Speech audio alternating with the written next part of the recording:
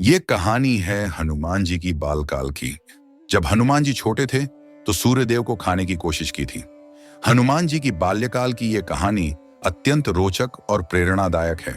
ये न केवल उनकी शक्ति और चमत्कारी गुणों को प्रदर्शित करती है, बल्कि यह भी बताती है वे जन्मजात अद्भुत और असाधारण क्षमताओं से संपन्न थे।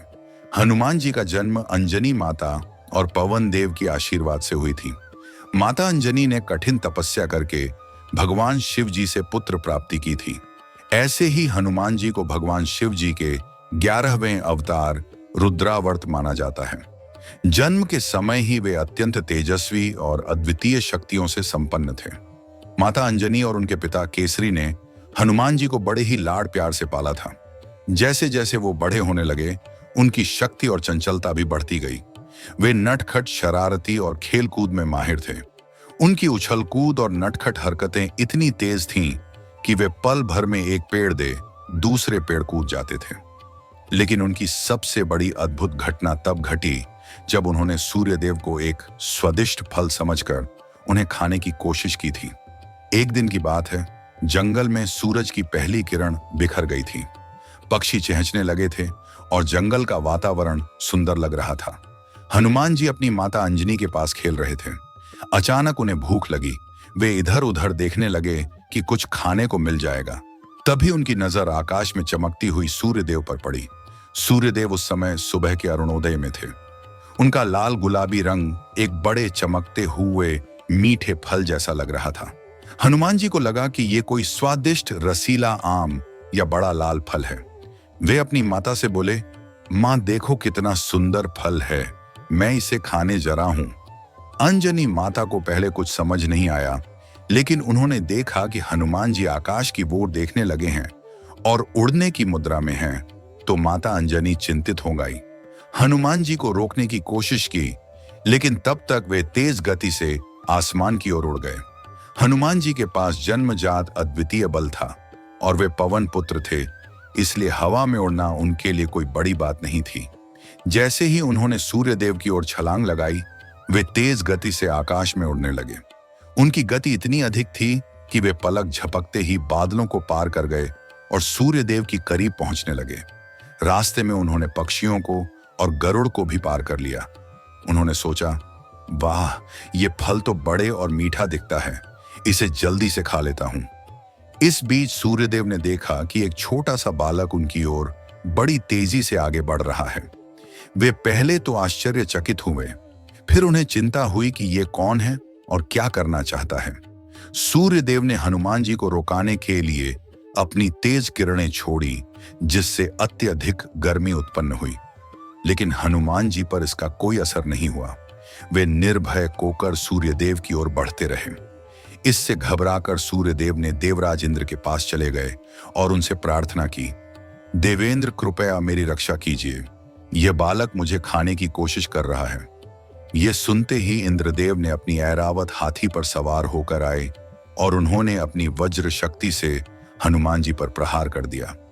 इंद्रदेव का वज्र हनुमान जी के ठीक जबड़े हनु पर लगा, जिसकी वजह से वे अचेत होकर पृथ्वी पर गिर पड़े।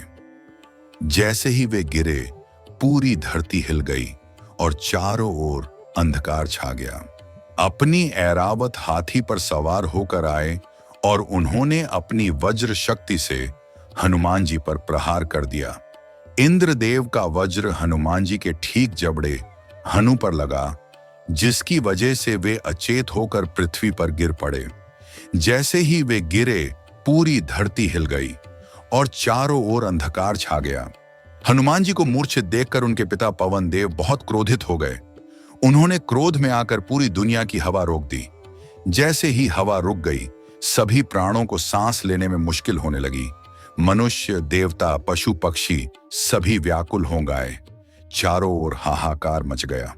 सभी देव देवताओं, आर्षि मुनि सहित सभी ब्रह्मा के पास आ पहुंचे।